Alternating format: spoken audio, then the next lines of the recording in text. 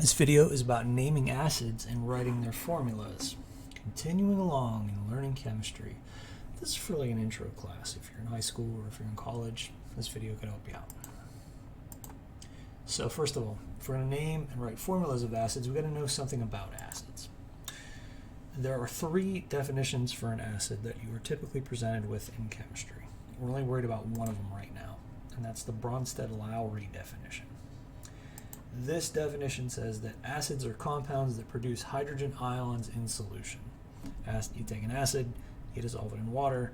The action of dissolving it in the water allows the hydrogen atoms from the acid to separate out as positively charged ions, and those are the things that make acids so reactive and so dangerous.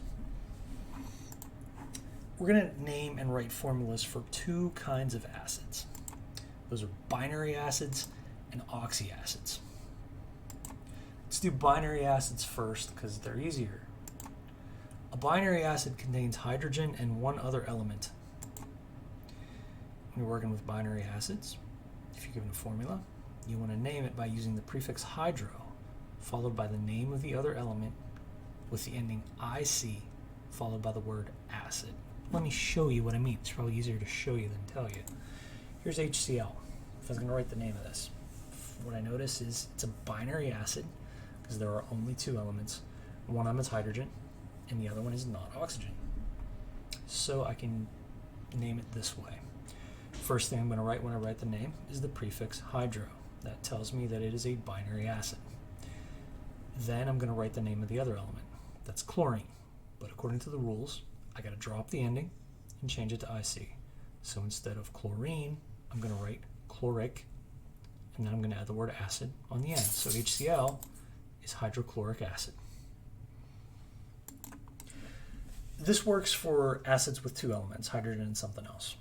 Sometimes it also works for acids with more than two elements, which get named like binary acids anyway. Here's the rule I go by.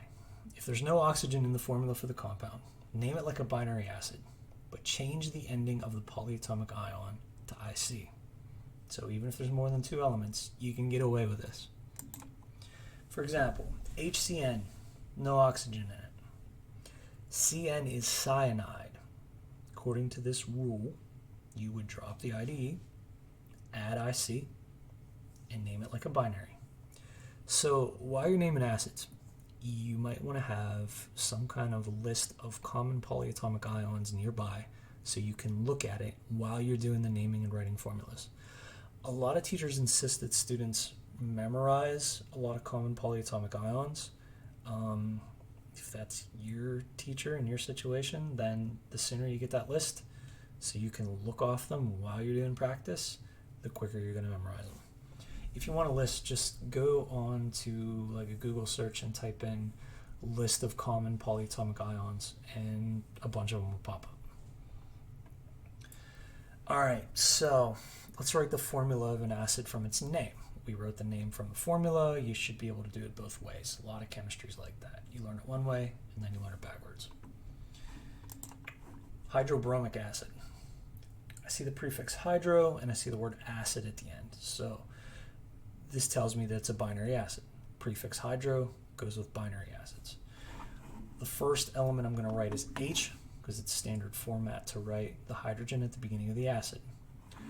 Bromic implies the element bromine.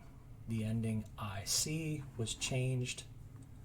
IC was put on instead of INE in the original name of the element. So anyway, if we're going to write the formula for this, I got to keep those things in mind. The prefix hydro and the word acid tell me that it's binary. Bromic would have had its name changed from bromine. Now, when you write the formula, you've got to consider the charges on the ions. Like with ionic compounds, with acids, you want to make it so that the charges on the polyatomic ion or the single negative part of the acid is balanced by the number of hydrogen atoms in the acid. Here, bromine ions would have a -1 charge. Hydrogen ions have a +1 charge. So this one's pretty easy. To write a stable formula, you just need one of each ion because you want the charges to add up to 0. So the formula for hydrobromic acid is just going to be HBr. There you go. Now, I want you to try a couple. I want you to write the name of the acid HI. So in a couple seconds, I'm going to be quiet so you can pause the video and think about it if you want. And then I'm going to give you the answer. So go ahead and do that now. Okay, so HI, 2 elements, neither one's oxygen. It's a binary acid. We're going to start with the prefix hydro. We're going to change the name of the other element so it ends in IC, and we're going to write acid. So this is hydroiodic acid. I is iodine, change the ending to IC. Try another one. Write the formula for hydrofluoric acid. I'll be quiet for a couple seconds so you can pause and think about it if you need to, and then I'll explain. Go ahead. All right, so the prefix hydro implies that it is a binary acid. The word acid says it's an acid. And fluor, F-L-U-O-R, is like fluorine. So hydrofluoric acid is HF. There you go. Binaries aren't too hard. Oxyacids can be a different story. A lot of students I've had struggle with oxyacids. And it's just a matter of getting yourself a method, like making it so you can refer to that method over and over again until you gradually learn it and you don't need to look at it anymore. Oxyacids contain what are called oxyanions, which are polyatomic anions that contain oxygen. Polyatomic here meaning more than one atom. Any acid with hydrogen and an oxyanion is an oxyacid. To name them, here's what you do. You're going to start with a formula. Figure out the oxyanion present. Here's where that list of polyatomic ions that I mentioned before will come in handy. If the anion's name has a suffix of ATE, when you write the name of the compound, you're going to change that suffix to IC. If the anion suffix ends in ITE, when you write the name, you're going to change the ending to OUS. Here's an example, HClO2. So ClO2 is the chlorite ion, typically has a -1 charge. And you can kind of tell in the formula because you got one hydrogen, each hydrogen has a +1, each ClO2 has a -1, so the charge is balanced, they add up to 0. ClO2 minus, is chlorite. We're going to change the ending to OUS and add the word acid. So HClO2 is chlorous acid. You do not need the word hydro when you name oxyacids. Hydro is something that is only for binaries. Now, if you can write the name of an oxyacid, you should be able to write the formula of an oxyacid. Let's try nitric acid. Since it's an acid, you know the first element in the formula is going to be hydrogen. It's just standard convention. In the name, here you see nitric. That ending, IC, was changed from the original. According to the rules in the last slide, the original must have been ATE. So the polyatomic ion in this compound is going to be nitrate. Nitrate is NO3 minus. When you write the formula, you have to make sure that the positive charges from the hydrogen atoms and the negative charges from the rest of the acid add up to 0, unless you're working with an ion, in which case you make it so they add up to the charge on the ion.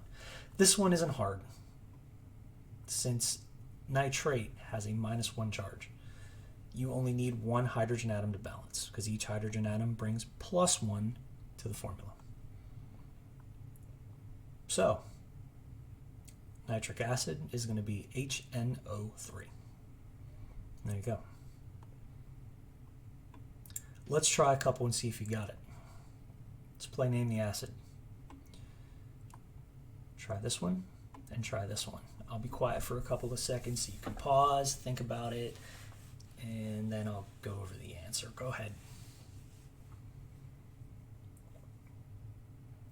All right, for the first one, obviously an acid. Got an H in the front. Obviously an oxyacid, so it's got oxygen in it. So you would look up what C2H3O2 is. That is the acetate ion. So you would drop the ATE. you would add the suffix IC, and it becomes acetic acid. For the second one, NO2 is the nitrite ion. The rule is drop the ITE, add OUS, so this is nitrous acid. Now let's playwright the formula. Here's two more. Again, I'll be quiet for a couple of seconds so you can do your thing, and then I'll give you the answers. Go ahead.